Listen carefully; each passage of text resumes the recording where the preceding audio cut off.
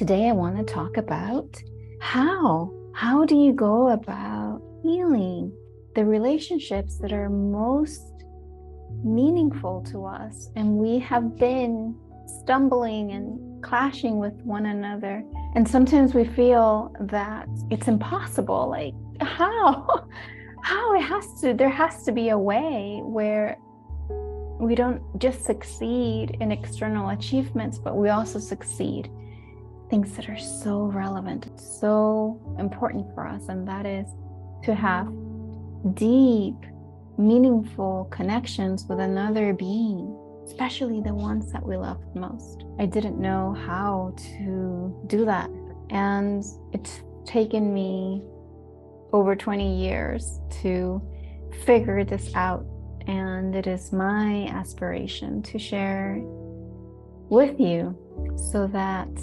time can curtail, so we can shorten the time of suffering, and we can actually get to meaningful relationships and get the life experiences that we all aspire to have.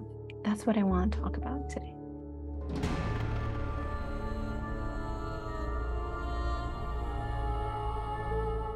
I was inspired to talk about this because I was visiting my daughter this past week, and I was telling her about my ex-partner's name is Adrian. I was telling her how Adrian is working on his book and how he's performing this upcoming week.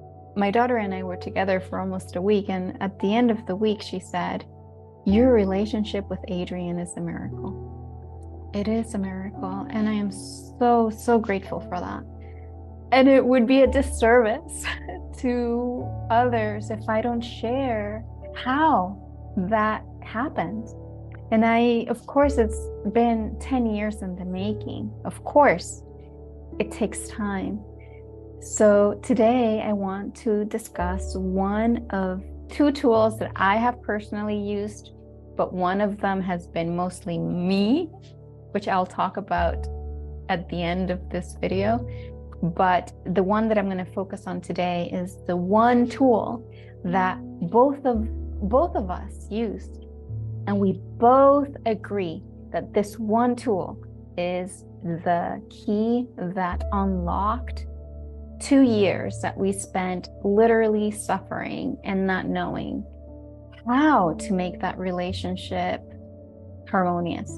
And that's what we're going to talk about today. The one tool that we both agree that was the key.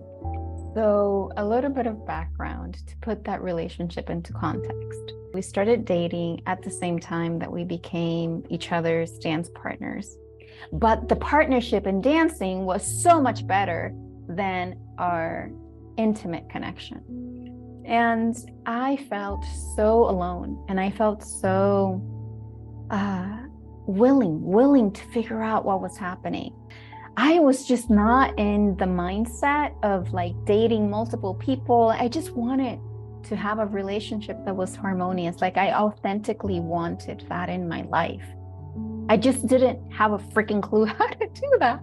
So for 2 years we were together. It was not working. We both felt it. It was really nasty arguments, mostly for me. I was very much, let's talk about the conflict, and he's like, let us not, and I was like, let us, and he's like, let us not. So I was always very confrontational and boisterous, which he now appreciates, but at the time it wasn't working.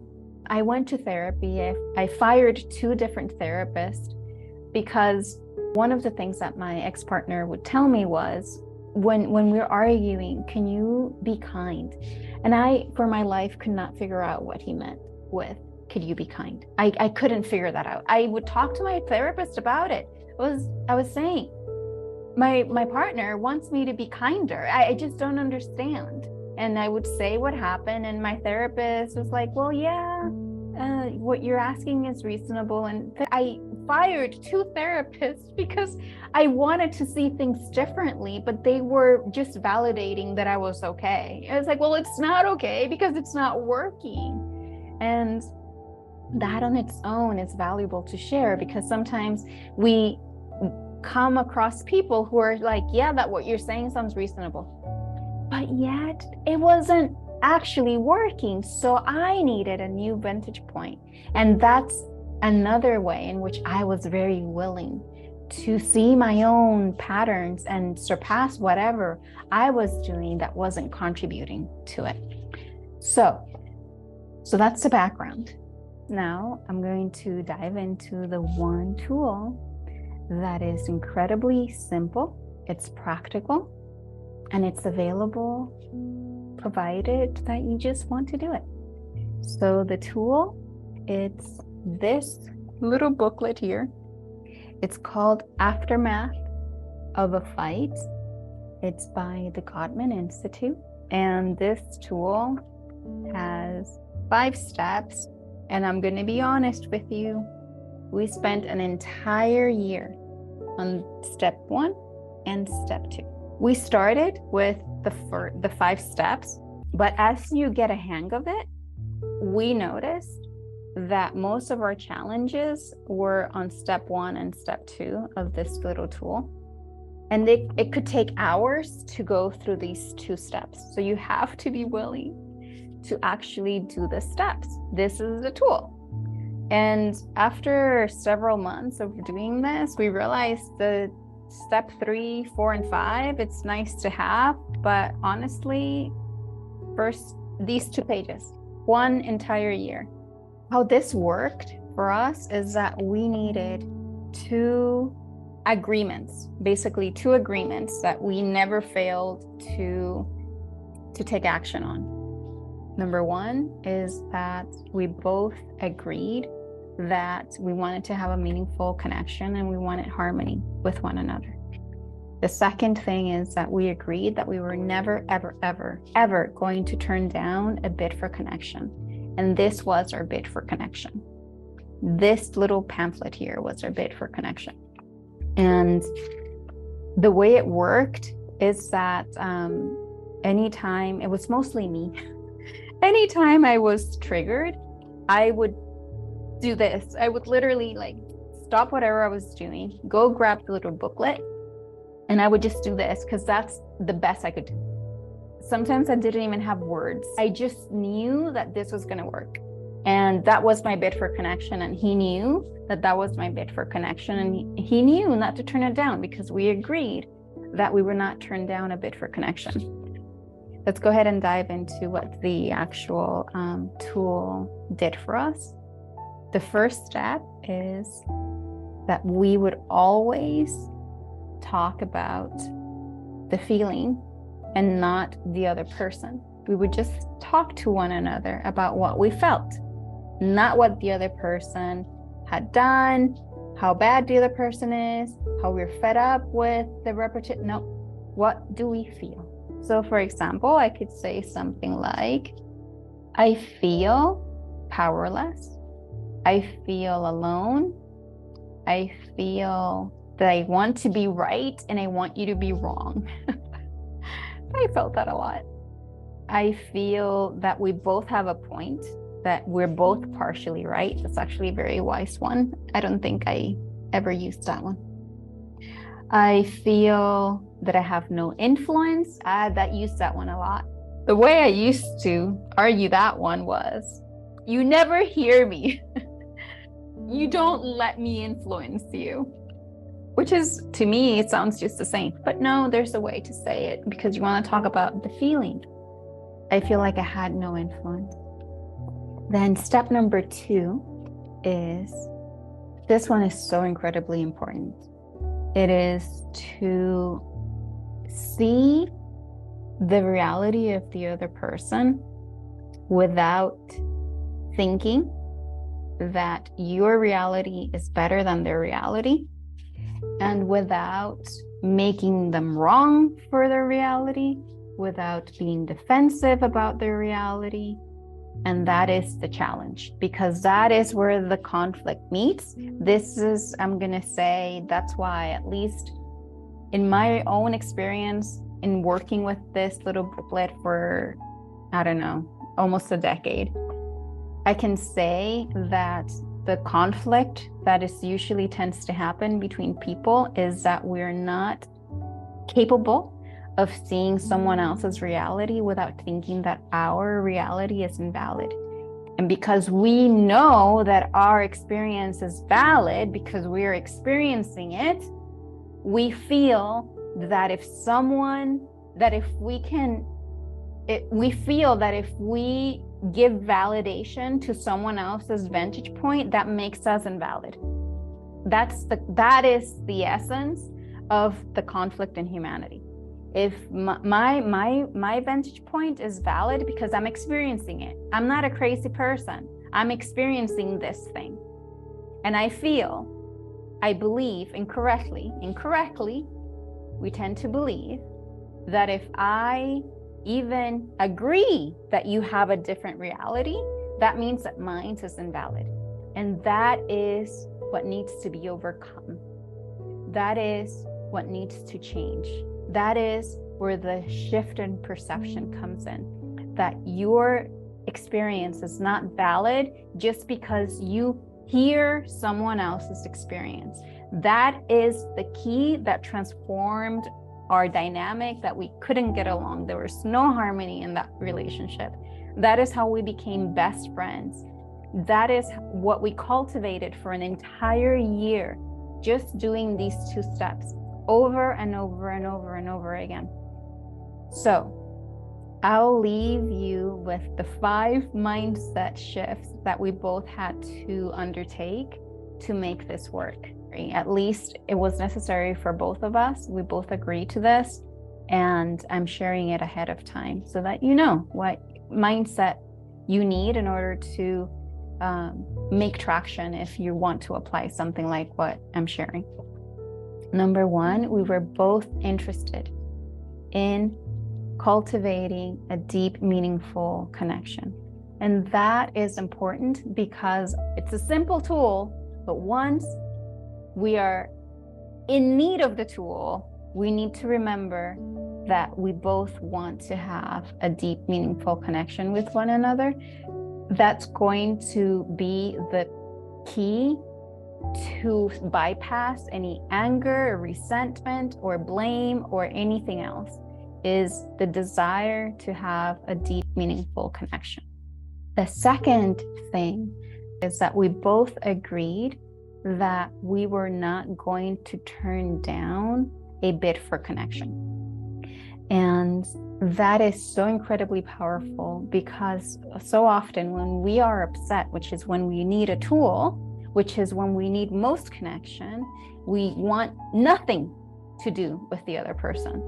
But not turning down when someone is leaning towards a bid for connection, the other person who's created the lean towards connection is going beyond whatever anxiety, fear, anger that person may be experiencing, and it's still reminding the couple, 2 of them. It's reminding both of them, above all else, I want to connect with you. Above all that is happening here, I want to connect with you. Would you connect with me? So the job of the other person is to never turn down that bid for connection.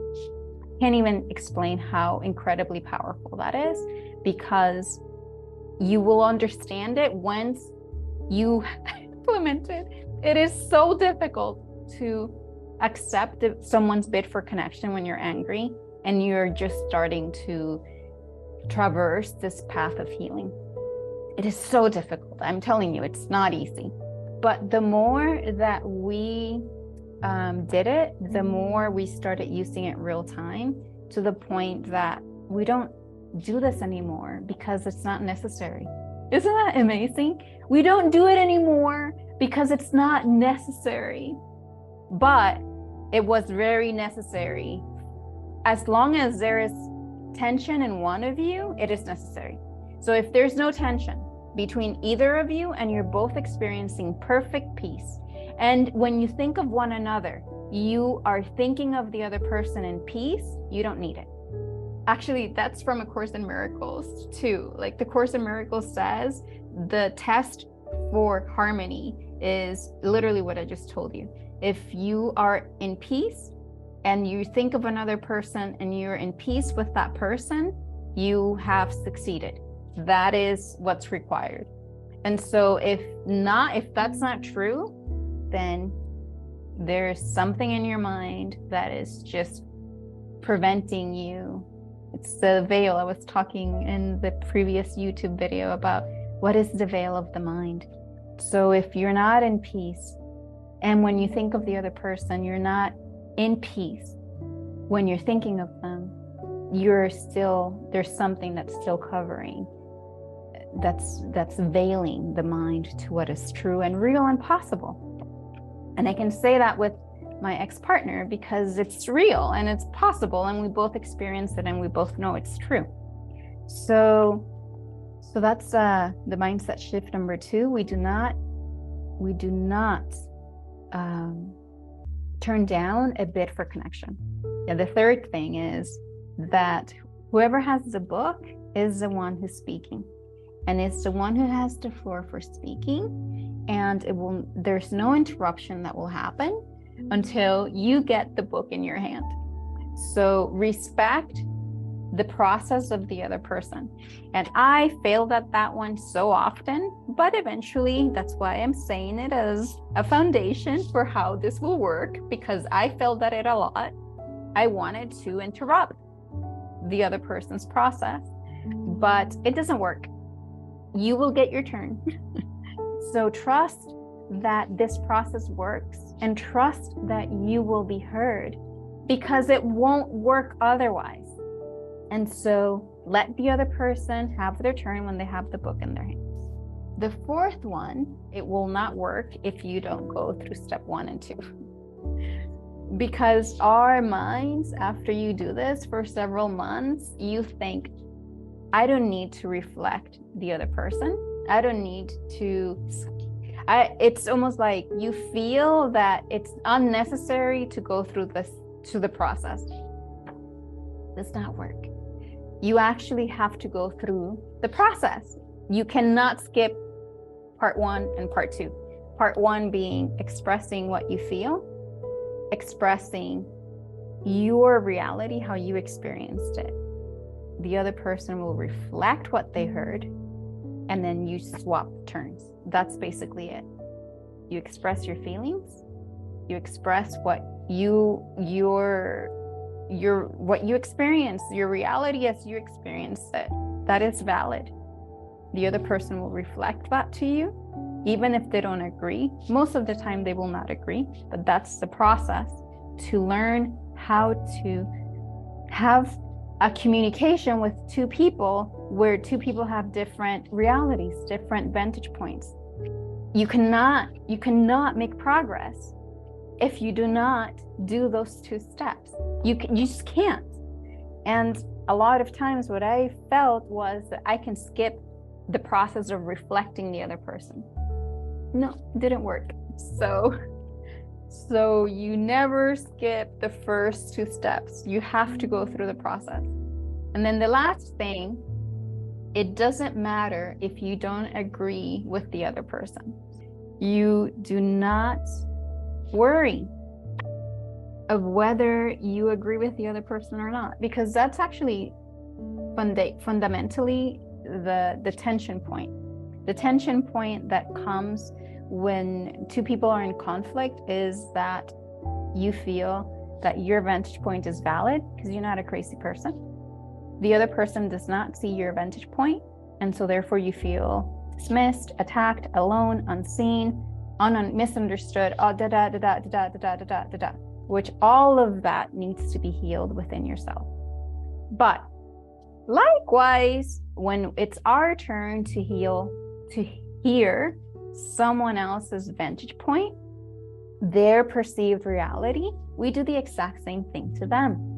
This is where compassion comes in, because people cannot give us what they cannot give themselves.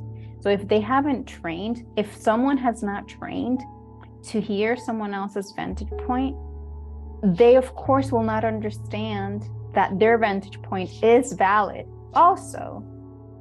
this is such a deeply healing process to be able to witness the vantage point of another person and know that your vantage point is valid too. And just because you reflect what you're listening to, eventually you will come to the conclusion on your own, not because I'm saying it, just by going through the process. Eventually you will recognize that when you're listening to someone's vantage point, you will see on your own, oh wow, if I would have had this person's experiences, I would probably say the exact same thing they're saying. I would behave the way they're behaving. I can't judge that person, because if I truly put myself in their shoes, I would be doing the same thing. That is such an incredible piece of realization and wisdom and truth that we can apply to every single relationship, to every single encounter. But please don't take my word for it. This is something that has come to me after a long, long time of practice. And the other thing I want to say is that you don't need to agree with them, but also you don't even need to care to agree with them.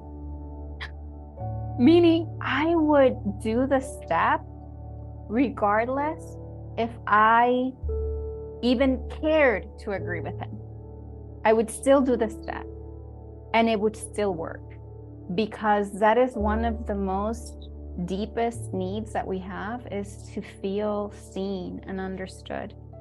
And for the first, I'm going to say several years, actually not very long ago, I'm going to say in the last 3 years, when I applied the second tool, which I mentioned in the beginning of this video, this is one of the 2 most valuable tools that I have used for healing a relationship with someone I love.